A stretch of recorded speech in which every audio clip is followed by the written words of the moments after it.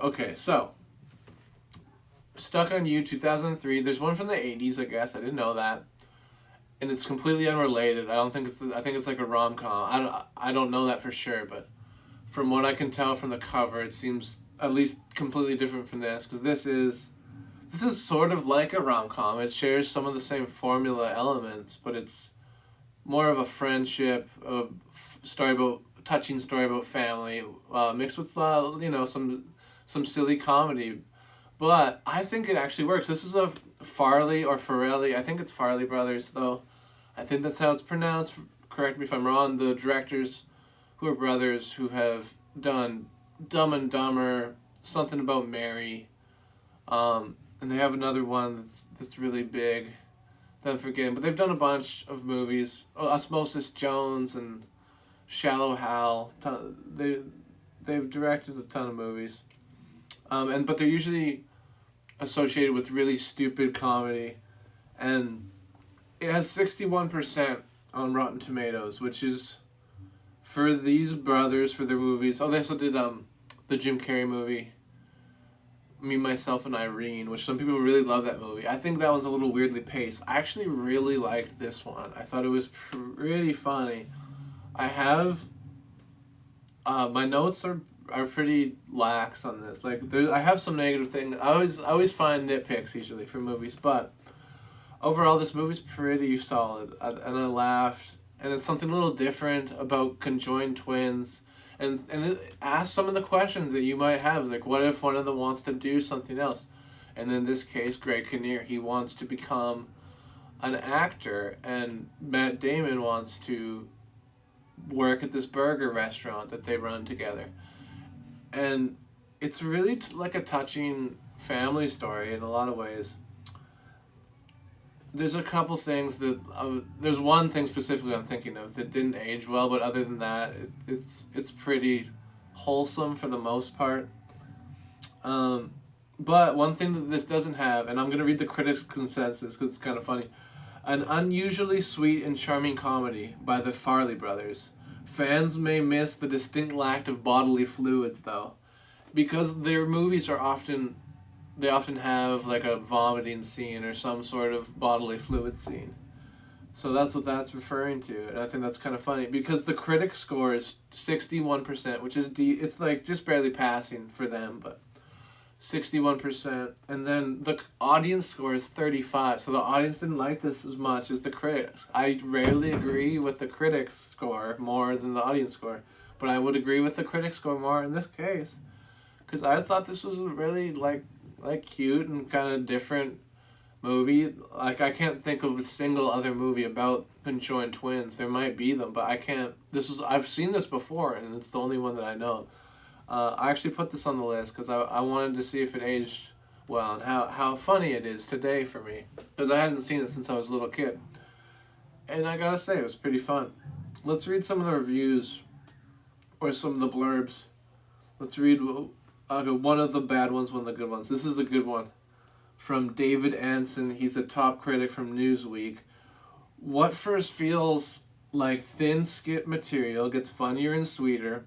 Damon and Kinnear make a terrific team. They are. And that's even one of my notes, is just that they have great chemistry together. An inoffensive one-joke Valentine to freaks and geeks is a negative review. When they give you those little sentences, it's hard to really know. I'll read another bad one just because that one was sort of weak. A one-note, one-joke movie. It wastes terrific performances from Matt Damon and Greg Kinnear. I don't think it's not one joke. Yet a lot of the joke is, yes, they're together, but they use it in different ways. Like, I think it works, because they take so many different directions with the joke that they have to be together. But there's lots of different funny things that can happen with that, and I think their performances are the cherry on the top.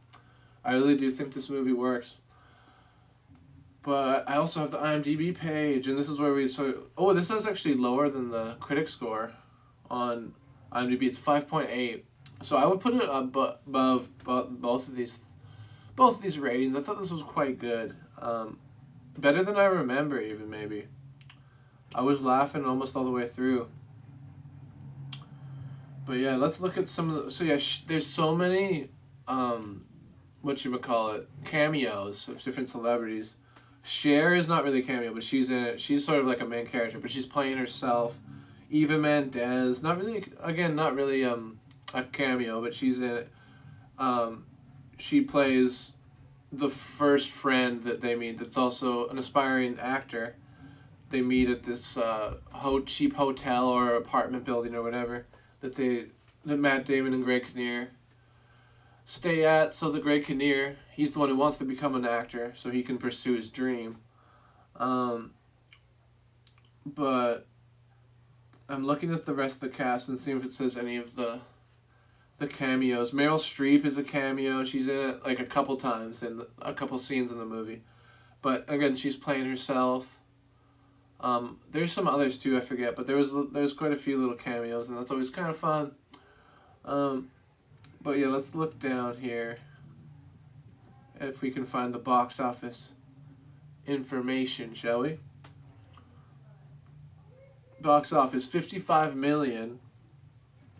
Ooh, it didn't do amazing, but they probably would consider this a bomb, but I don't, because they made their money back and then a little bit more. This movie made like $10 million, which for their budget, like, that's not amazing by any stretch, but at least they made back a little bit. I think it was good. I enjoyed this movie, but the audience, I guess, again, that's the most important part, didn't seem to like this that much. And I'm basing that solely off the Rotten Tomatoes page, but still. Anyways, let's open up the notes and we'll start talking about all the different shit. But before that, basic plot. So I said that they have a burger restaurant.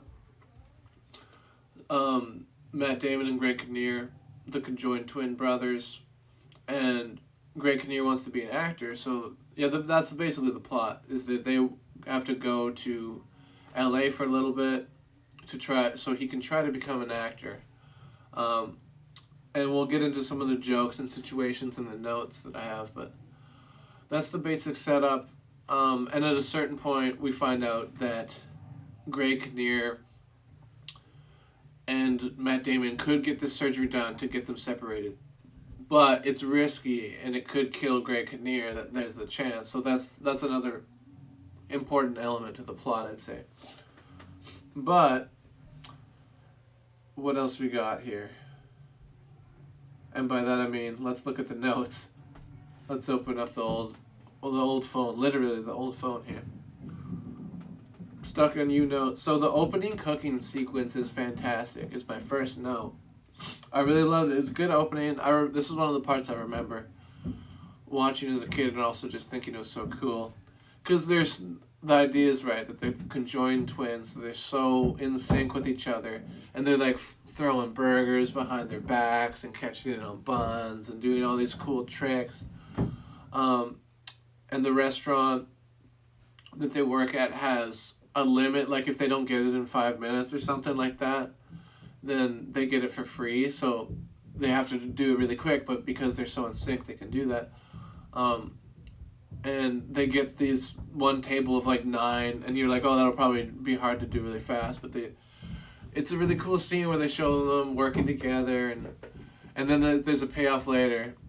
I don't know if I'm gonna ruin it later. I don't know if I want to ruin the ending though, and that's sort of something to do with it. But it's good. I like that bit a lot.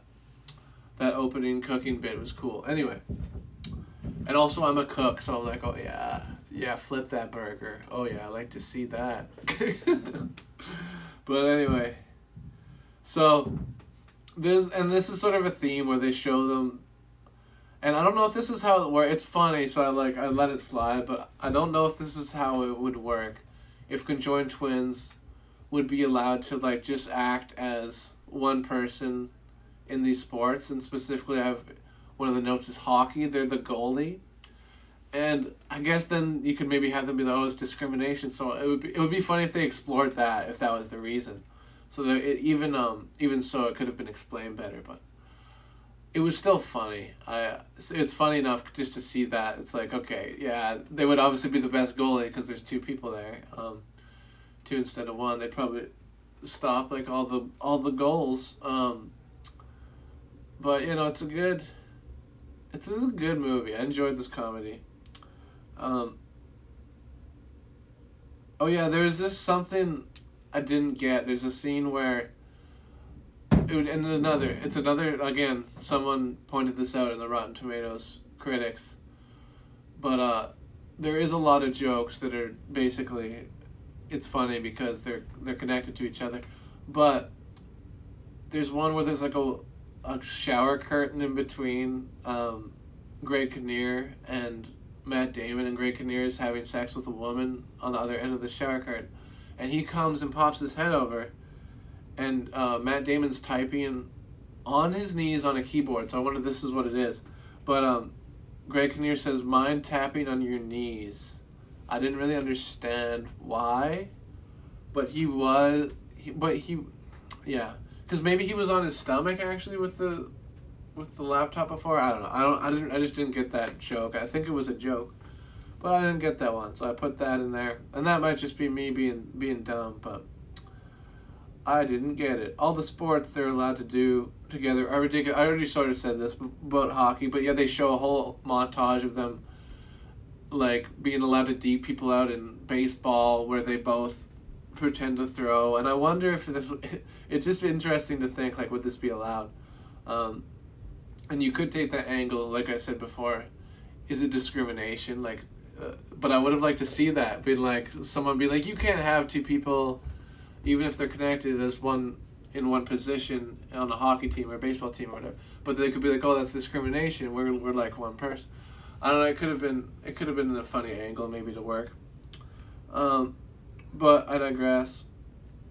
It is funny, even though you wonder, like, would it work? Would it make sense in reality? But Eva Mendes is in this, like this said. But Greg Kinnear and Matt Damon have great chemistry, which I already said. But yeah, they work really great together in this film. They're a good duo. Oh yeah, and just the way that Eva Mendes is introduced to the twins, to the conjoined twins. I guess they do kind of explain it, but it's still kind of weird. She just assumes, and I guess they do this joke more than once in other places, because Greg Kinnear is becoming an actor, so a lot of people will just think that it's a prosthetic. And by the way, it's a really good prosthetic. I think it looks really good. It looks real enough to me, anyway, that when they show the skin in between the two characters, the two actors, that prosthetic effect is quite good. But where am I here? I'm losing my place in my notes. But yeah, I thought Eva Mendes would maybe have noticed and said something sooner about it, because she does mention, and she's like, oh, and they make another joke about that, like, oh, I see that you are. She assumes that they're an actor and that they had work done, so they're like, no, we were born like this, and that's another joke about that. But that's sort of just another nitpick. Most of my notes are nitpicks, but little things that I noticed, I'm like, I don't know if that makes sense, or something that I really liked. But yeah, I just think she would have said something earlier about it. But, so yeah, this is one thing that I really was confused about, because they're going around, and I guess the technology was maybe not commonly used, but they use it later on in the film, so it's like, why wouldn't people immediately just go to that? Where they would it's green screening now, but it was blue screening back then, chroma key, whatever you want to call it. But they would blue screen Matt Damon. Why not just do that? Because all these casting directors, they're seeing these conjoined twins, and they're like, oh no, we can't do that, it's too ridiculous. But it's not. If you just blue screen them out, then it looks normal. And plus, Bob doesn't even want to act, which is Matt Damon's character, which they establish. But yeah, I just think that that's something that they should have addressed right away. It's like, we could blue screen him. Even when he gets a role in a TV show, they try to just crop him out at first, but then they give him the blue screen. It's like, why didn't you blue screen him from the beginning? It doesn't make any sense. But, you know, it works. It works well enough. Again, it's another just nitpick. I still really like this movie. I don't want to give the wrong impression. And yeah, And in auditions, you don't usually get into costume, and he was in a Robin Hood costume for one of the auditions. And then they just start laughing. It was like, why would you get him dressed up just to laugh at him? I guess the point is that they're assholes, perhaps. But still, I was like, that seems a little weird. The prosthetic effect is great. I already said that.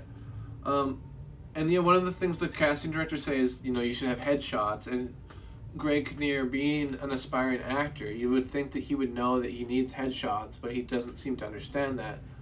I thought that was weird. Oh yeah, this is something kind of funny. He gets a job early on in the film when he's looking for roles, but it turns out to be for a porno. He hears that it's called Pavlov's Dog, but it turns out that it's actually called Pavlov's Dong. I just thought that joke it's dumb, but it's funny.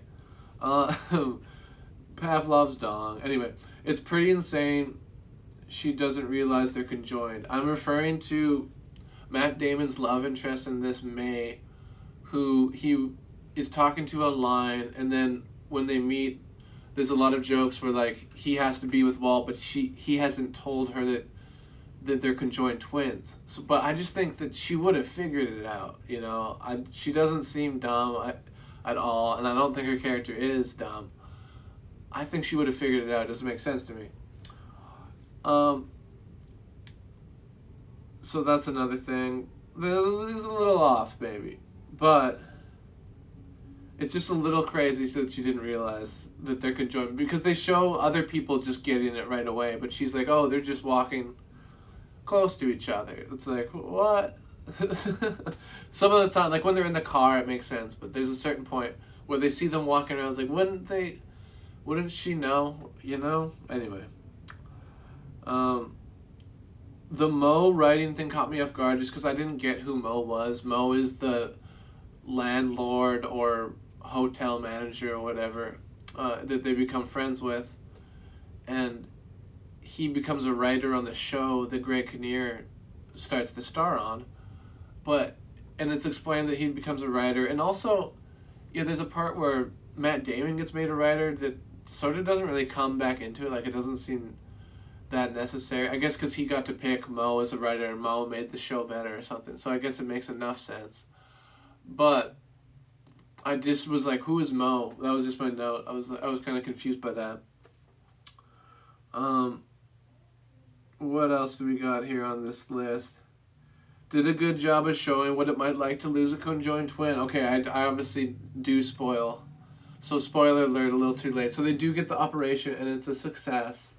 But they show, and this is the point I was making earlier about it sort of having similar formula elements to a romantic comedy. Because in the standard romantic comedy, there's often the part where the couple is apart and they're sad and they're moping around and there's a sad montage of them living their life but not enjoying it as much as they are with the other person. And that's exactly what they do with this, except for instead of a couple, a romantic couple, it's of course the brothers.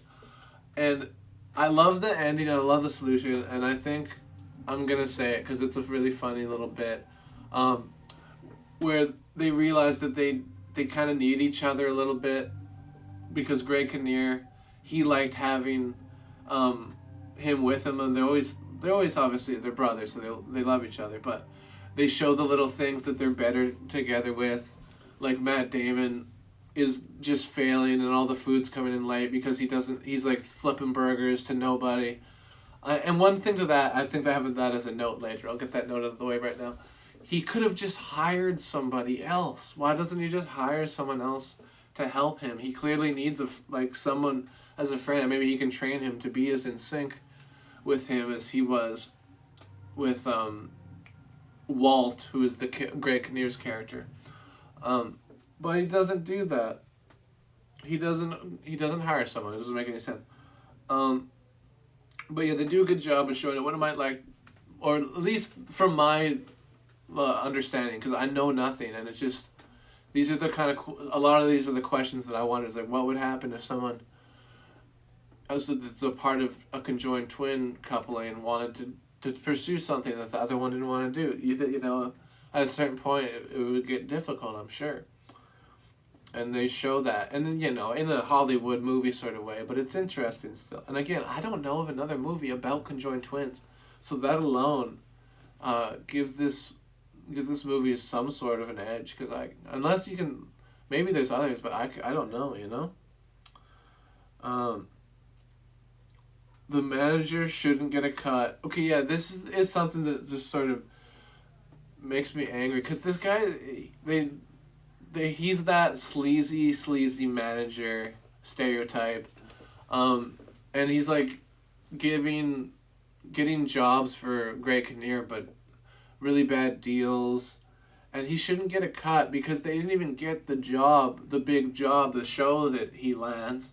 He gets it because Cher wants to, at first, she wants to get out of the show, so she tries to hire an undesirable in Hollywood, an undesirable co-star, because she gets to pick her co-star in the contract. So she picks, of course, the conjoined twins, but it ends up being a hit and all that. But the managers shouldn't get a cut because Cher found them, so that doesn't make any sense. I already said this, but why doesn't Matt Damon hire someone to help him in the restaurant? And they also show back to like how it's like romantic comedies, and it's the sad montage where Matt Damon is trying to flip burgers, but then on the other end of that, they have Greg Kinnear, and he used to do things with, when Matt Damon was attached to him, he would like go back and do like the Matrix sort of stuff, and he could do more like stunts and stuff because he would have someone in blue that would be completely chroma keyed out, picking him up and flipping him around and stuff. So they show both ends of things that make them a stronger team together, which is kind of cute. It's kind of endearing. And I liked it about this movie. Okay, yeah, and this is the one thing I was talking about that sort of didn't age that well. But it was 2003. This kind of stuff was commonplace. It's a little bit of a homophobic joke at the end. It's not even, well, I guess it is technically a joke, where they just like slam a jukebox, and it's, I forget what song, but it's something that someone would consider to be maybe a little bit flamboyant. So he calls Greg Kinnear the FAG word. I'm not even gonna say it. I don't want to say it. But yeah, that's something that's said, and I could have done without that, but it was a different time. I can sort of, and it's just one quick thing. That's all that that's the only thing like that's homophobic that's said in it. So you can sort of just forget about that part. But overall, the movie's still pretty fun, I think.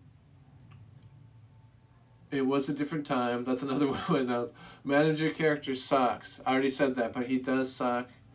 And he should have like got a comeuppance for being an asshole or something, but he doesn't. There's a cute end credit stinger at the end of the movie where they show. I'm trying to think of what does happen. Oh yeah, the end credits stinger. There's a character, and it's a really good opening to the movie too, where they have this. I totally forgot about this movie, man. What a throwback. Dead Flies! Yeah, what's up, my friend? Hey. Let's give you a shout out. Yeah, honestly, I don't know why it was on my mind, but I put it on the list a long time ago. And I was like, I'd like to see that again. And honestly, it holds up overall. It was cute. It's not perfect, but not many things are. Pootie Tang and excluded, of course. But yeah, Dead Flies Music. Thank you for being here. Shout you out. Everyone should follow Dead Flies Music. Fantastic music streamer. Always a good time on that channel. Hell yes. Anyway, back to the review. Much appreciated for the shout out. You're welcome, my friend. Back to the notes. But yeah, the cute end credit stinger that I'm talking about. There's the character, I think his name's Rocket, who is mentally challenged, and he's mistreated at the beginning. And it's a cute scene because this customer complains to management, which is Matt Damon and Greg Kinnear, because Rocket spilled a root beer or something on him, so he goes and he's like, "Get this freak out of here." And Matt Damon's like, "Oh yeah? Well, we don't really like freaks." And they come out and it's like, "Let's get this freak out of here." But they, of course, throw out the asshole who's being mean to Rocket. So I like that. That was a cute sort of scene, which to me means that for the most part, even though despite the unfortunate homophobic joke, the heart in general is in the right place. Like, there's a lot of sentimental, like, cute moments in this movie. But I like the ending. I'm going to talk about the ending. So, I was talking about how they got the operation and they separated each other at the end. But they realized that they're better together sometimes, but they do need their space. So what they do is they get really strong Velcro and they put it on the side of their bodies and they attach themselves to each other for some of the times when they need to be the ultimate team, and then when they need to go their separate ways, they can. It's a perfect ending to me. I think that's cute and I really liked it. But that's the end of my notes. So that's the end of the review. I'm gonna give it overall Stuck on You 2003, because there is another Stuck on You, unrelated. I'm going to give it 7.8. That's what I'm feeling. 7.8 Dougs out of 10 possible Dougs. It's not perfect. It's got, its flaws, like I've mentioned. But overall, it's really cute. It's fun. Cher's in it. I laughed quite a bit in it. I don't know of another movie about conjoined twins, so that's what I like about it. Yeah, so I gotta say I enjoyed it. More like Barf Point. Hey! Welcome back, Johnny Desolation. What's up, friends? You were getting lit. No, I'm gonna give it 7.8.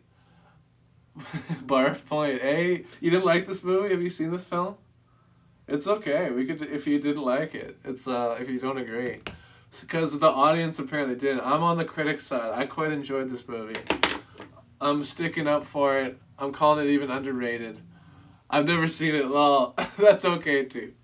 Stuck on You, 7.8 out of 10 Dougs. 2003.